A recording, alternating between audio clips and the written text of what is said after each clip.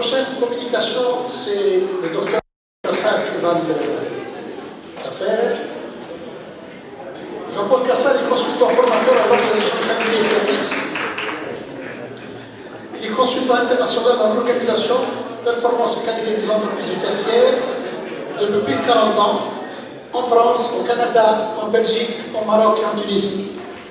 Il a ainsi accompagné un grand nombre d'entreprises du service dans des missions d'organisation et de performance, de certification ISO 9001 ou EFPM, et est intervenu en tant que responsable d'audit dans plus de 300 entreprises. Titulaire d'un doctorat de l'École centrale de Paris, ainsi que d'une maîtrise en droit des affaires, il intervient également dans plusieurs grandes écoles universitaires en tant que professeur et directeur de recherche doctorale. Jean-Paul Kassar, tu as la parole pour 35 minutes. Merci pour les 35 minutes. Eh bien,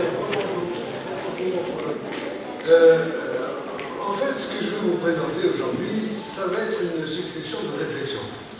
Une succession de réflexions pour peut-être vous mettre en garde, vous les consultants internes, les responsables de qualité, les directeurs qualité, tous les ingénieurs qu'il peut y avoir dans cette salle. Je vais essayer de, comme on dit au Québec, de vous donner un pensée-si-bien. Un pensée-si-bien, ça veut dire faites attention. Donc, on va parler de quoi? On va parler de performance.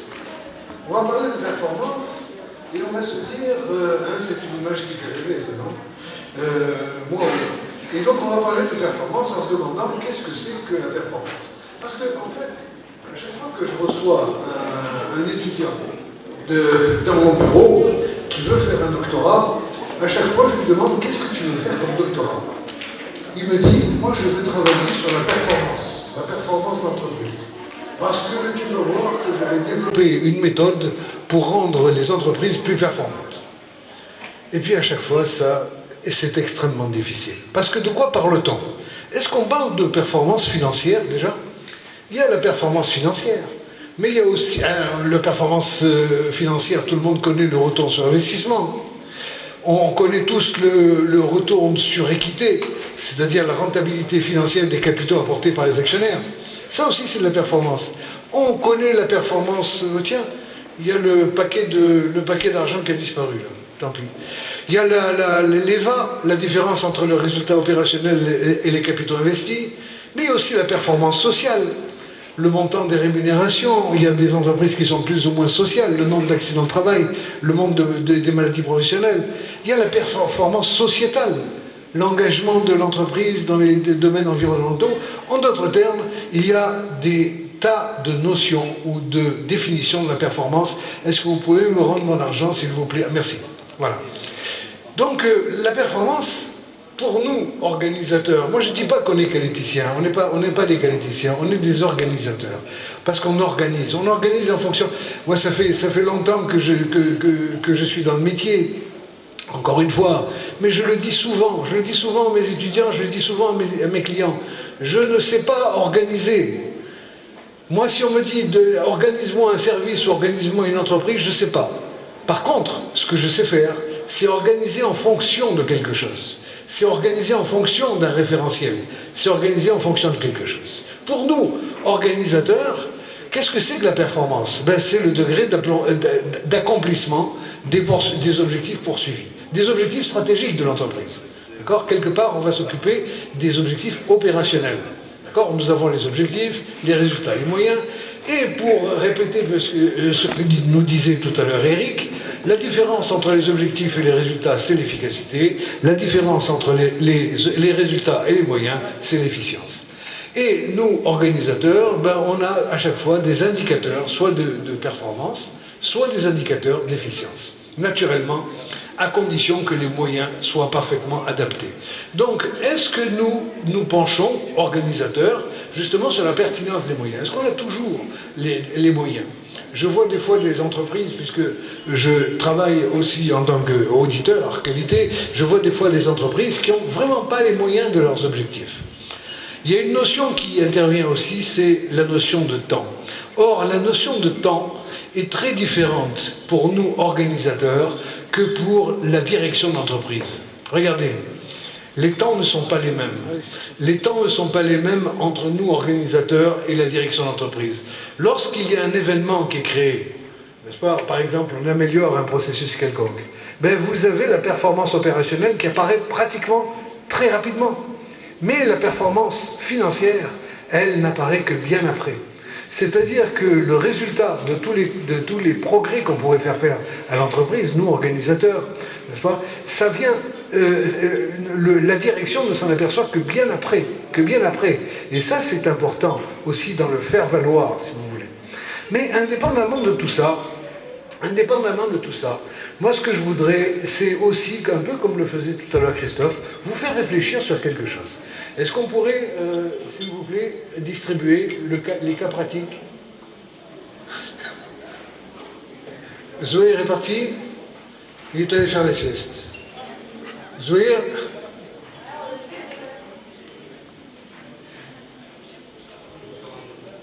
Oui.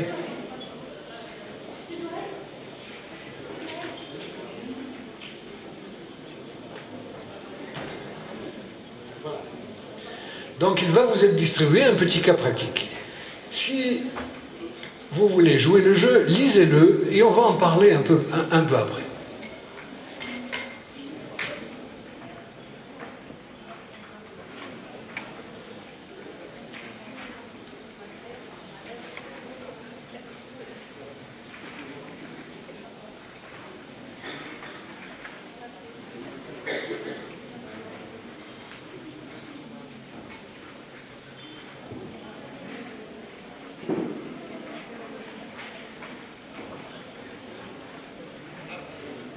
Donc s'il y a des personnes dans la salle qui s'appellent M. Ramzi, c'est pas leur cas, hein, bien sûr.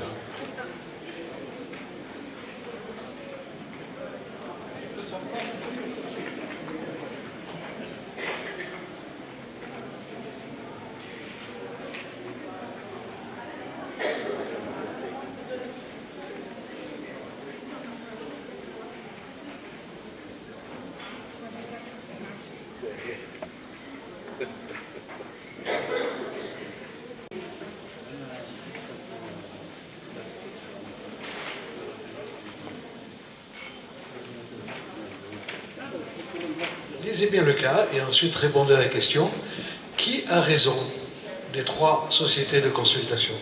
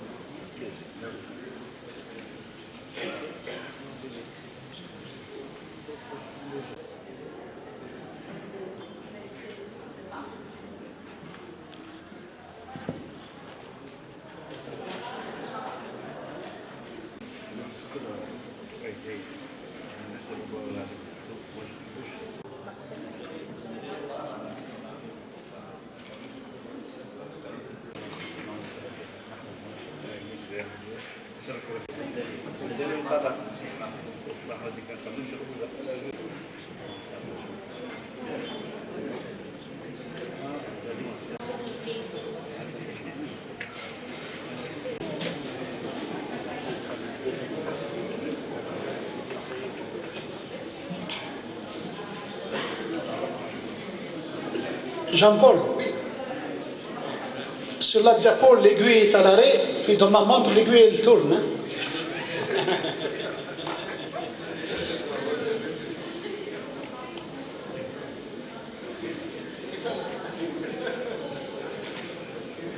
Allons-y. Si tout le monde a réussi à lire ce petit cas, moi je vous pose la question, qui, d'après vous, est la compagnie de conseil qui a raison? C'est-à-dire qui, d'après vous, si vous étiez M. Ramzi, laquelle des sociétés de conseil vous allez suivre comme conseil, comme recommandation qu'ils font?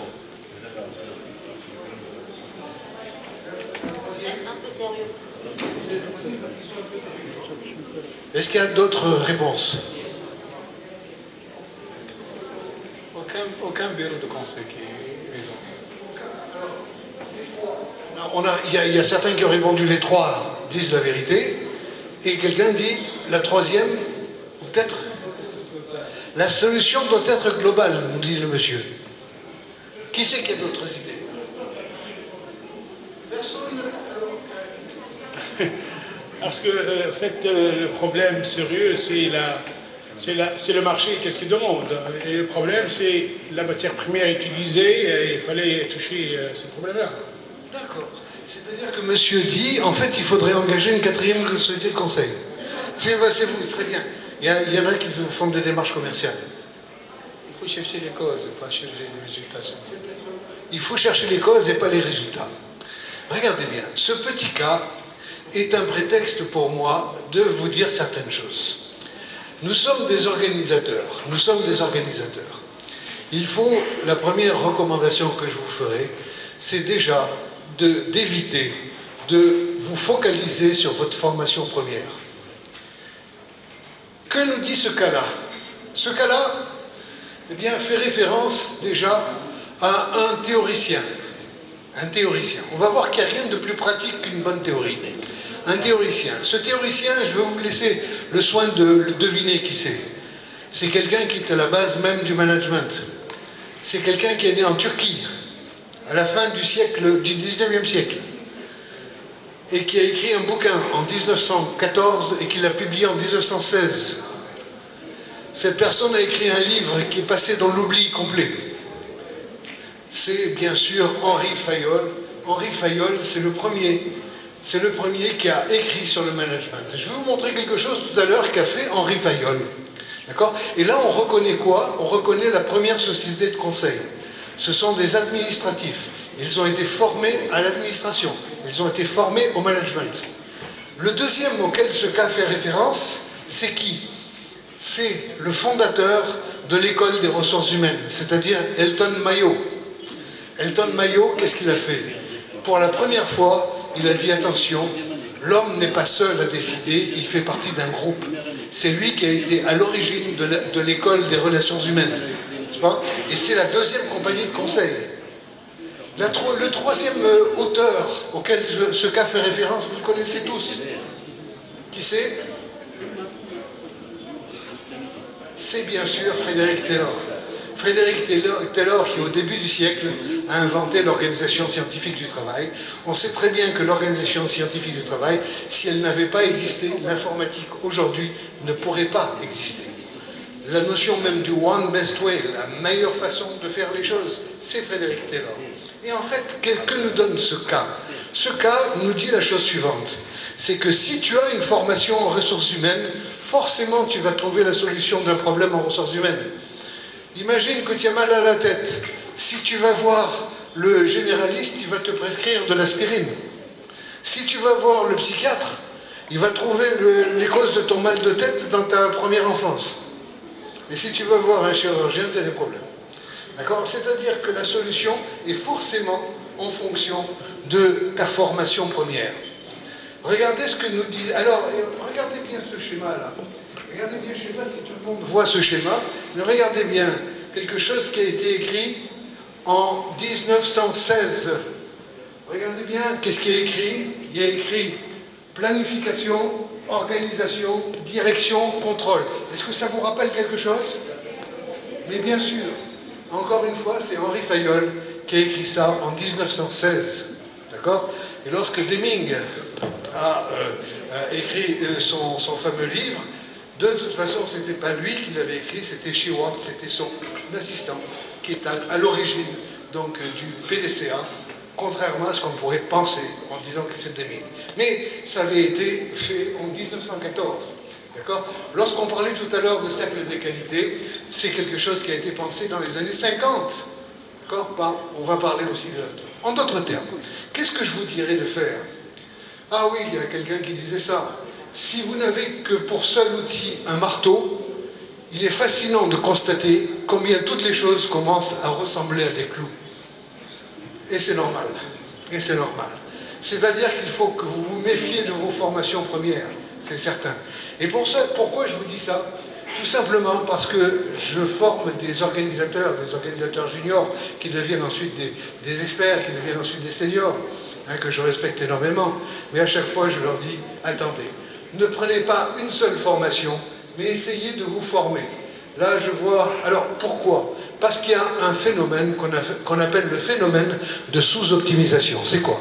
C'est lorsque vous avez un problème, un gros problème, que vous essayez de le traiter, ce problème-là, mais à la lumière simplement d'une spécialisation, eh bien, ce problème, vous l'avez traité, effectivement, il va réduire. Mais par contre, il va conduire à une infinité d'autres problèmes. N'est-ce pas? Et le problème... Et pourquoi je vous dis ça? Tout simplement, si on avait suivi les recommandations de la première société de conseil, c'est-à-dire qu'on avait modifié l'organigramme avec la fiche de fonction, mais sans faire attention aux conséquences humaines de ça, ben peut-être qu'il y aurait eu beaucoup plus de problèmes dans cette entreprise. Alors, qu'est-ce que je conseille à mes étudiants? Qu'est-ce que je conseille à mes clients? Qu'est-ce que je conseille à tout le monde? Organisateurs, essayez de vous documenter, essayez de comprendre qu'il n'existait pas une forme de pensée, une forme de vérité, mais vous avez toute une série d'écoles de pensée. Hein. Et depuis qu'on a Internet, que tout le monde a Internet, il suffit simplement de googliser théorie des organisations et vous avez toutes les connaissances. Il est impossible, dans une organisation quelconque, de faire un changement quelconque sans connaître la théorie de la décision. Il est absolument impossible de faire un changement quelconque sans connaître l'approche sociotechnique. En d'autres termes, si vous voulez faire du bon boulot en tant que responsable de qualité, vous êtes obligé de vous documenter sur les différentes écoles de pensée. Ça, c'était ma première approche. Et là, actuellement, il est parti, lui. Actuellement, avec Internet, donc avec Internet, vous avez toute la possibilité de vous documenter très facilement. Théorie des organisations sur Google, et vous trouvez absolument tout ce que vous voulez, avec les majeurs. Ceux qui seraient intéressés par la suite, venez me voir, je vous donnerai des tuyaux et pour vous documenter tout à fait gratuitement sur Internet. C'est-à-dire que le message de cette première remarque, c'est quoi? C'est que vous avez les théories, vous avez les méthodes et vous avez les outils. Mais si vous enlevez les théories des méthodes et des outils, qu'est-ce qui se passe? Il n'y a plus rien. La théorie, ça va être sous-jacent à tout. Alors, bien sûr, vous avez des méthodes, vous avez des outils qui passent. Par exemple, si on regarde ça, vous avez ce tableau-là, on voit que, par exemple, la direction par objectif a commencé en 78, il y a eu un pic dans les années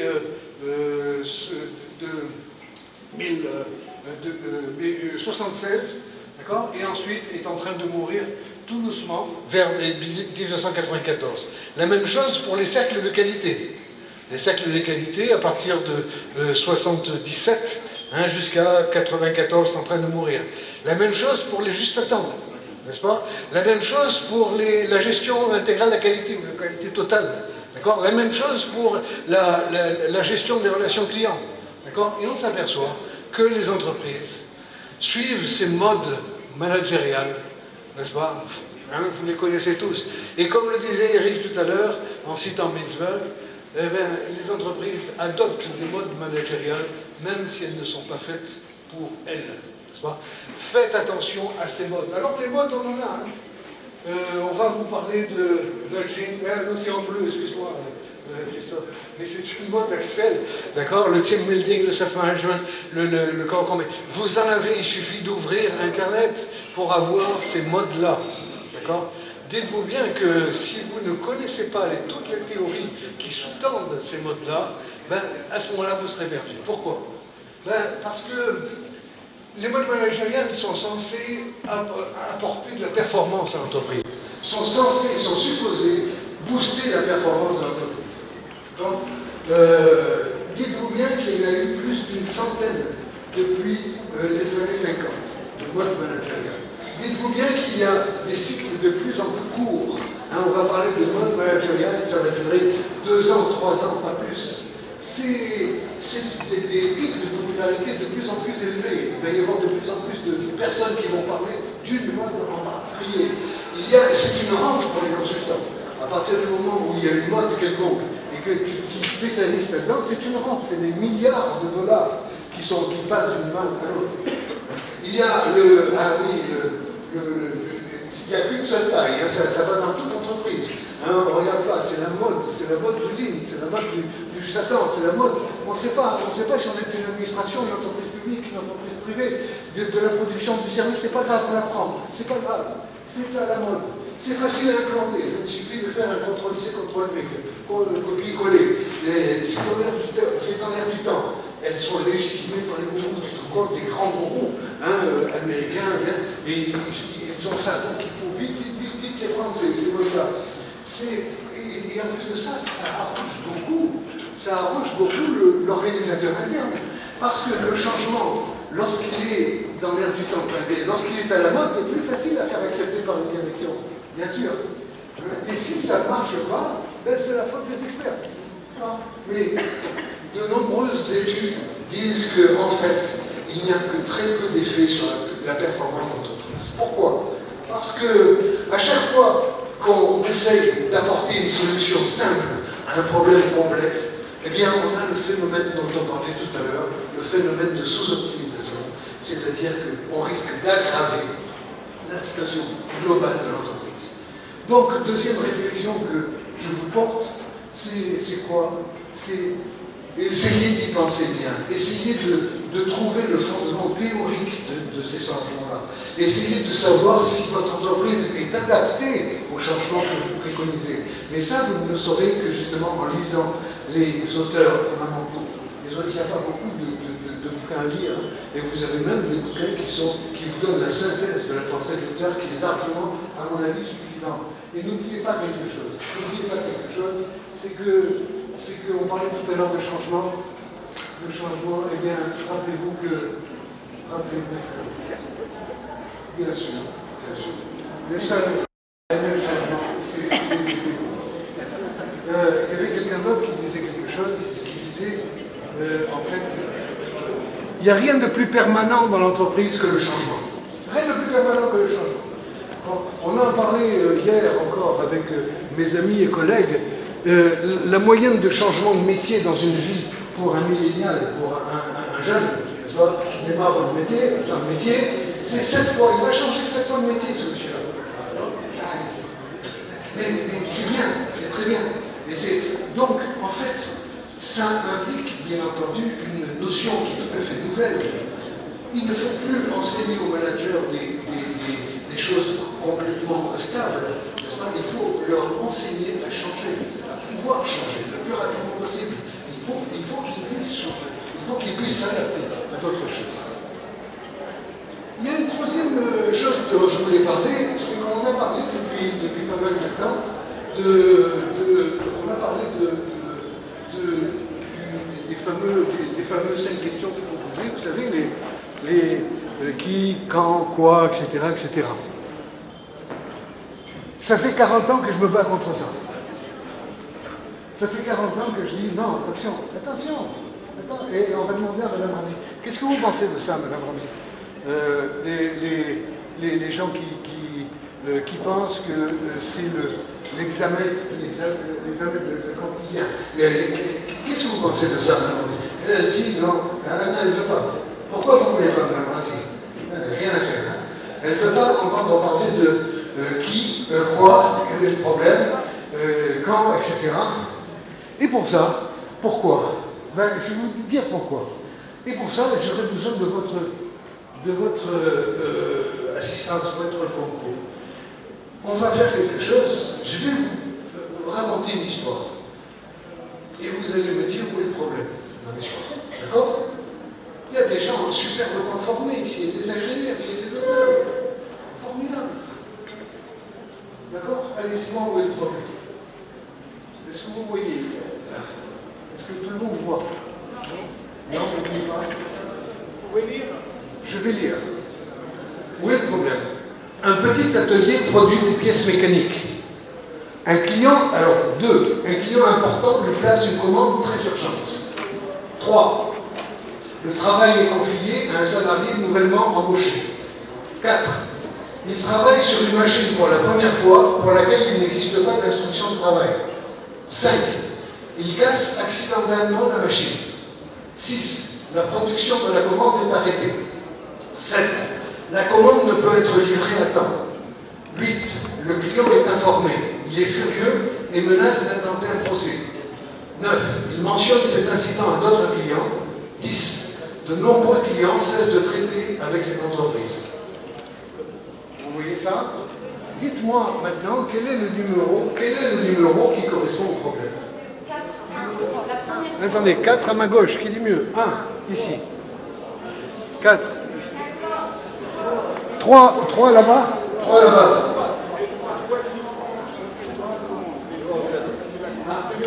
Alors, monsieur dit non, le problème est en amont. C'est la petite boîte qui prend une grande commande. Elle ne devrait pas. Vous devriez considérer. Quel est le numéro? Le 2, le 3, le 4. Le 5. Le 4, le 5. Vous voyez ici? Vous ne voyez pas ici? Approchez-vous.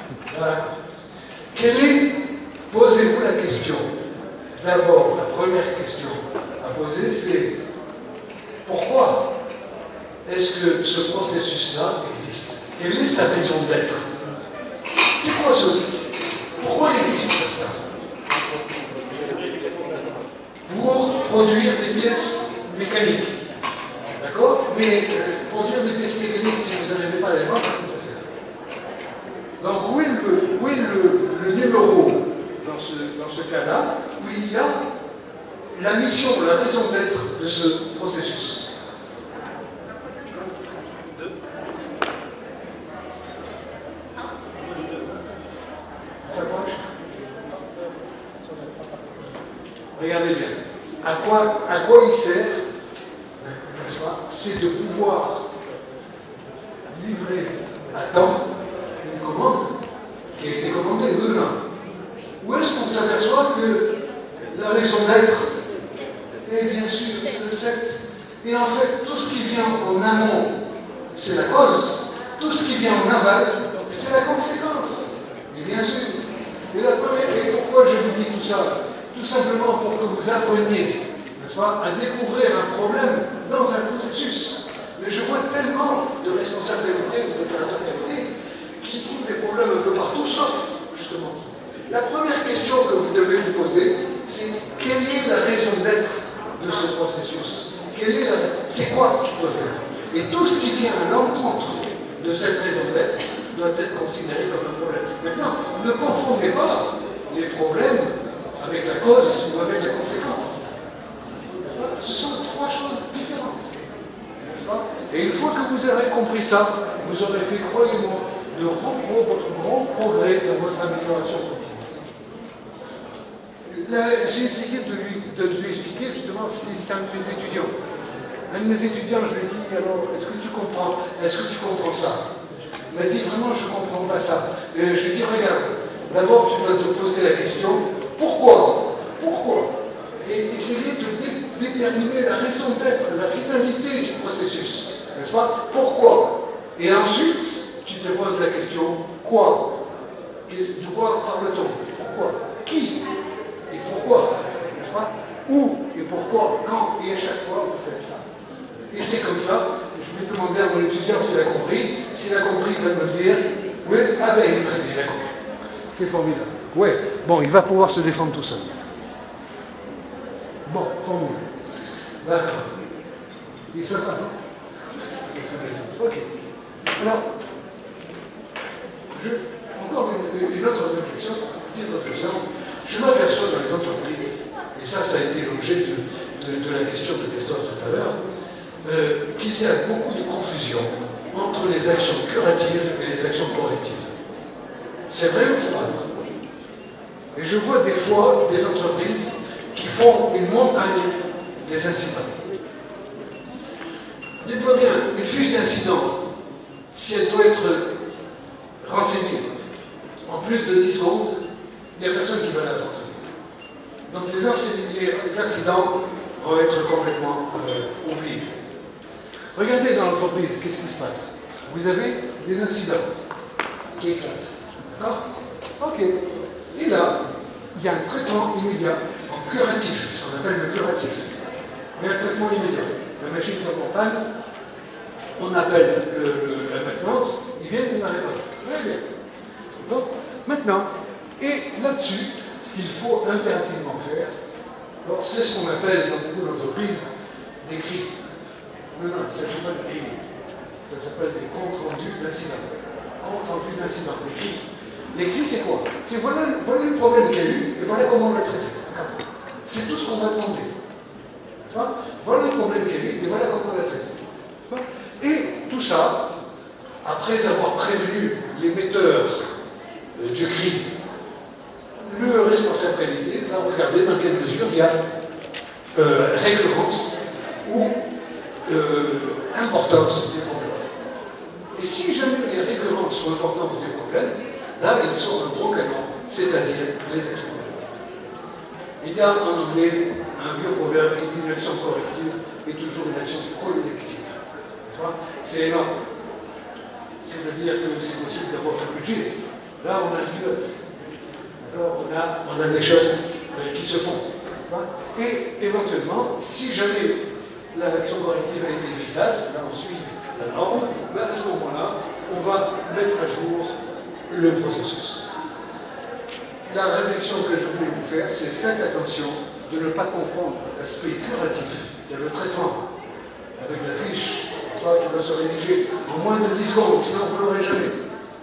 Et l'aspect correctif, qui est le fait d'avoir un véritable projet. Et je vois des entreprises où les gens sont pris dans des montagnes de fiches. Faites attention, il faut que ça soit extrêmement libre. Donc vous avez d'un côté le curatif et de l'autre côté vous avez le correctif. Alors, tout ça pour vous dire quoi?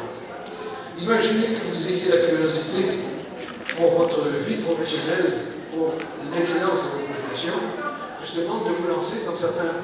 Je vous dis, c'est pas très long, 5-6 bouquins, vous avez fait le tour de la théorie des organisations. Mais là, vous allez comprendre. Tout à l'heure, Eric nous parlait de la décision. Mais depuis un certain prix Nobel d'économie, Herbert Simon, en 1976, on le sait très bien que le décideur ne prend jamais de décision rationnelle. Il prend des décisions simplement de simple satisfaction pour lui. Mais c'est jamais des décisions rationnelles. N'est-ce pas? Et tout le processus de décision. Dites-vous bien qu'il y a toute une théorie en matière de conflit dans l'entreprise. Et lisez des choses sur le pouvoir.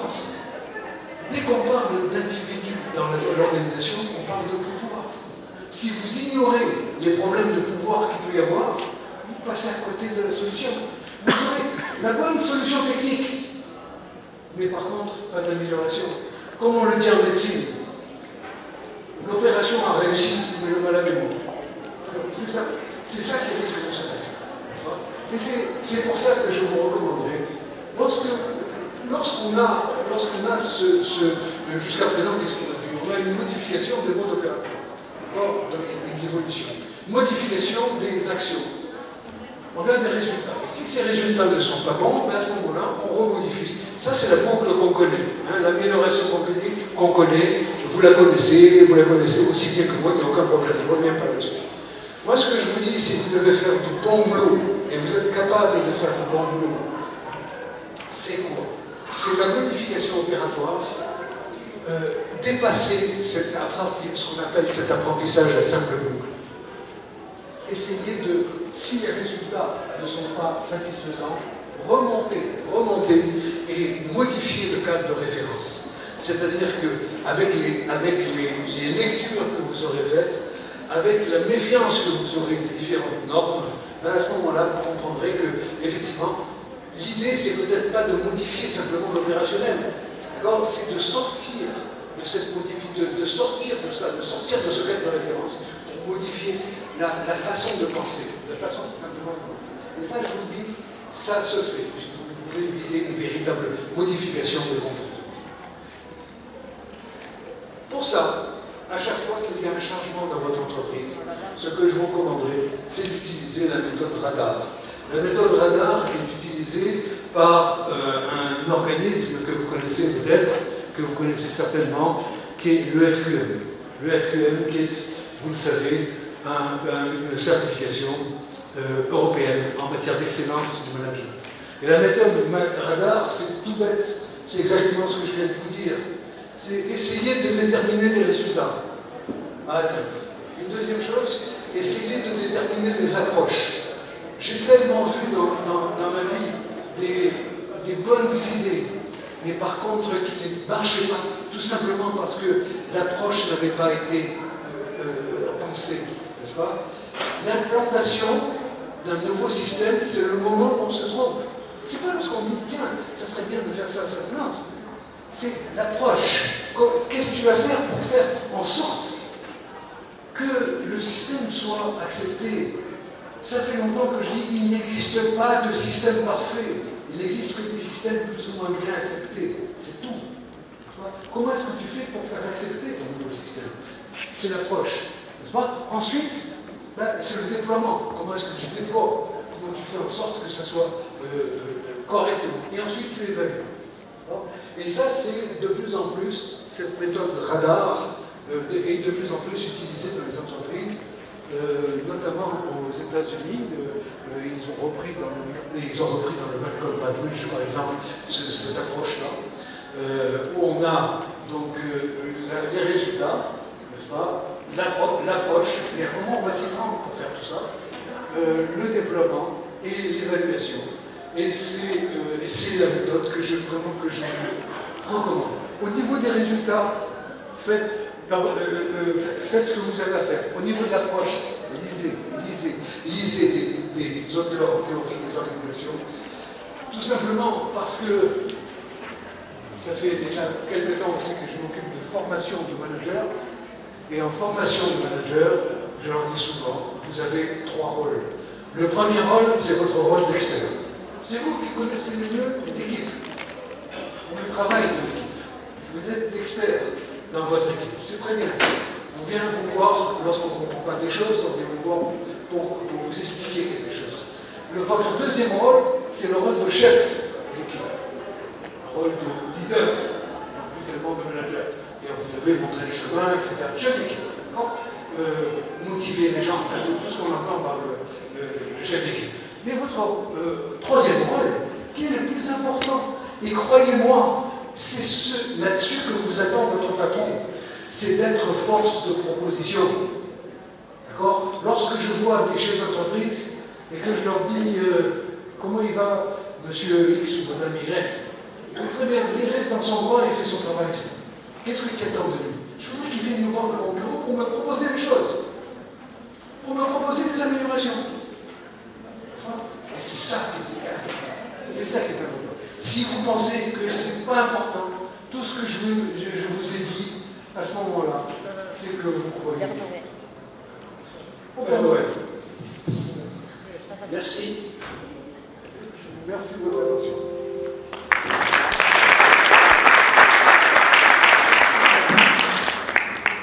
Vous avez des observations sur les communications de Jean-Paul et M. Fernier? Oui. Si vous voulez des adresses Internet ou des noms de bouquins, il n'y a pas de problème. D'abord, je peux vous donner tout ça. Et c'est extraordinaire. Croyez-moi, vous savez, pour faire ce métier-là, et on est tous là, il faut être un peu fou, hein, c'est normal. C'est normal. Il faut être passionné en tout cas. D'accord ? Je suis passionné, vous pouvez compter sur moi. Merci. Donc voilà la première question. Il faut savoir qu'à partir de demain, toutes ces interventions avec les vidéos seront affichées sur notre site web www.forumqualité.com. Vous avez déjà l'adresse, donnez comme vous. Monsieur. Juste, j'ai une petite question sur le changement. Le changement de nature humaine, on vit avec ça. Sans changement, on ne peut pas évoluer. Et tout ce qu'il y a, quand on a l'amélioration de l'innovation, on a du changement. À deux, ce qui nous implique, le changement, c'est une nécessité, ce n'est pas un choix. Et qui doit aussi évoluer selon le PDCA, selon l'amélioration continue, selon l'évolution de la technologie, et au niveau résistant au changement. On a toujours des résistances au changement. C'est comment gérer ces résistances au changement selon le milieu sur lequel on travaille. Donc, soit au niveau hiérarchique d'entreprise, soit au niveau technique, soit au niveau qualité, etc. Merci. Oui, j'ai une question. Volontiers les questions. Juste, il a parlé tout à l'heure, M. Bob, vous avez parlé sur l'importance d'avoir un process bien défini pour résoudre des problèmes. Par contre, parfois, le problème, le plus important, c'est l'interprétation de la situation. Ce n'est pas le problème même, mais la perception de chaque personne face à ce problème. Ma question, en fait, comment on peut déterminer, c'est pas la cause racine, mais le vrai problème face à ces divers points de vue du monde entier. Vous pouvez donner un exemple?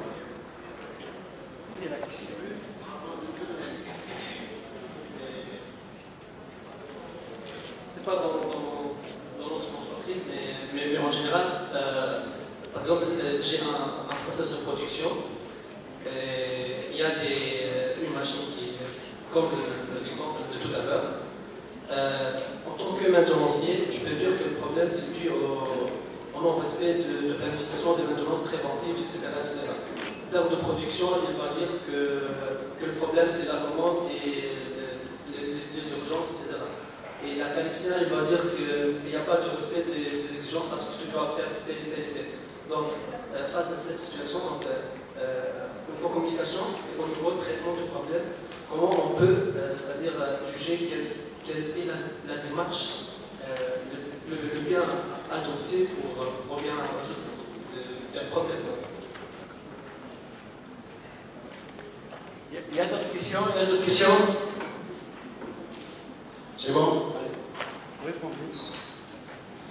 Okay.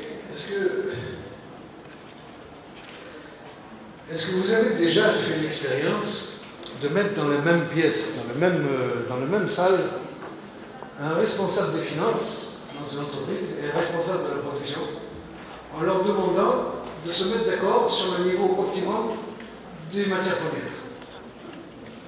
Ils vont se tuer. Ils vont se tuer, n'est-ce pas? Ce sont des logiques différentes, ce sont des paradigmes complètement différents. Là, entre la maintenance qui dit à l'opérateur, tu fais mal ton travail, tu ne fais pas attention à la machine. L'opérateur qui dit qu'il a un travail trop important. C'est deux logiques complètement différentes. C'est le mode de résolution traditionnel des conflits, c'est-à-dire que c'est le chef hiérarchique commun qui le fait.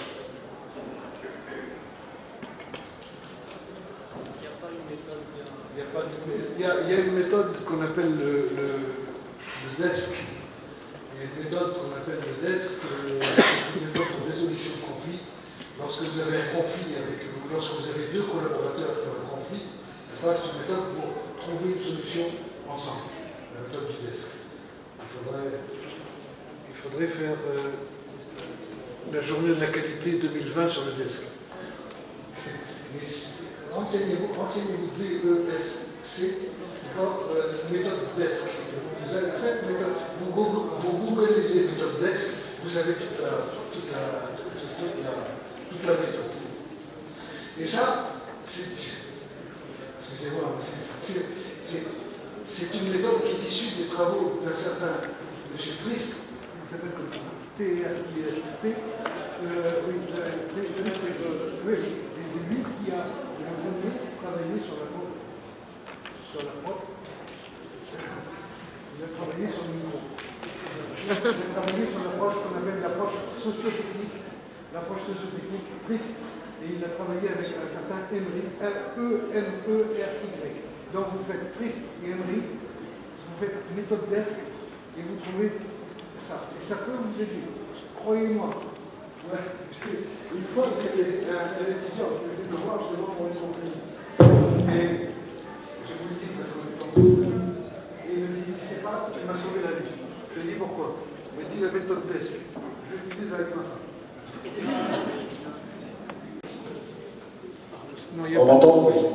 Alors, sur la première question, bon, de toute façon, Jean-Paul n'avait pas de réponse à la deuxième question, je n'ai pas de réponse à la première non plus. Mais, plus sérieusement, deux remarques. D'abord, merci pour la question, parce qu'elle est évidemment centrale. On est allé un peu vite, mais la résistance au changement, c'est une vérité, vous avez raison, c'est un problème fondamental. Mais, deux remarques. La première, c'est que c'est souvent un motif pour ne pas changer, l'effort au changement, la résistance au changement. Un peu comme on dit souvent en France, c'est pas peine de réforme, c'est pas peine de faire des réformes parce que c'est un pays qu'on ne peut pas réformer parce que les gens sont râleurs. Donc c'est souvent l'excuse de ne pas agir, ça c'est la première chose. La deuxième chose, elles sont très souvent légitimes, les résistances au changement. Il faut savoir les écouter. Et elles sont en plus parfois logiques. C'est-à-dire que des fois, c'est un peu ce que je disais tout à l'heure rapidement, des fois il y a des résistances au changement qui sont fondées sur des raisons non seulement logiques, mais qui peuvent vous alerter sur un mauvais projet.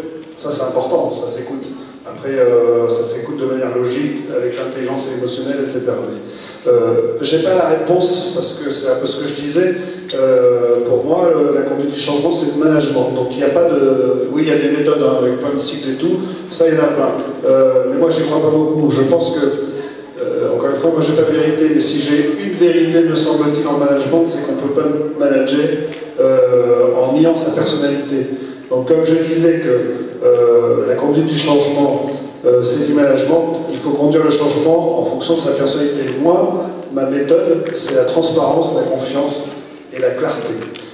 Si vous n'êtes pas clair sur ce que vous voulez faire, si vous n'êtes pas transparent, eh bien, on ne vous suivra pas parce qu'on ne sait pas où vous voulez aller et on ne sait pas comment vous voulez y aller. Donc il y a une notion de confiance. Et la notion de confiance, ça se construit. C'est pas au moment, c'est un peu comme la gestion de crise. Hein. Moi je dis souvent la gestion de crise, c'est un moment où tout le monde perd ses repères, il faut aller vite, on n'a plus le temps d'écouter et on n'a plus le temps d'expliquer. Ça fait que si les gens n'ont pas confiance en vous, ils ne vous suivront pas. Moi j'étais dans les forces spéciales, je peux vous dire, on dit souvent que militaire c'est facile, vous êtes gradé, vous donnez un ordre, on fait. Je peux vous dire que quand les gens vont risquer leur vie, ils ne suivent pas votre ordre ou vos consignes parce que vous êtes gradé, hein. Ils suivent parce qu'ils ont confiance en vous. Donc la clarté et la transparence. Après c'est ce que je disais plus facilement, tu veux réagir, il faut convaincre le maximum de personnes. Mais vous n'arriverez jamais à convaincre tout le monde, ça c'est sûr. Après les irréductibles, il faut savoir les traiter hein, par toutes les méthodes possibles. Hein. Si vous voulez regarder, si vous voulez lire quelque chose sur la résistance au changement, d'accord, d'abord faites le changement sur vous. Mais regardez, il y a un auteur. Ça fonctionne. Ça fonctionne pas. Il y a un auteur qui s'appelle K. Lewin, L-E-W-I-N, qui a beaucoup travaillé là-dessus. Lui, il avait été chargé par le gouvernement américain de faire en sorte que les Américains puissent manger de la viande pendant la guerre, et de faire en sorte que les Américains puissent manger des abats, hein, des abats, des entrailles. Hein. Pendant la guerre. Et en fait, il fallait casser la résistance au changement des Américains pour qu'ils puissent manger ça. Et il a donné ce qu'on appelle la théorie des forces. Lisez ça, c'est formidable.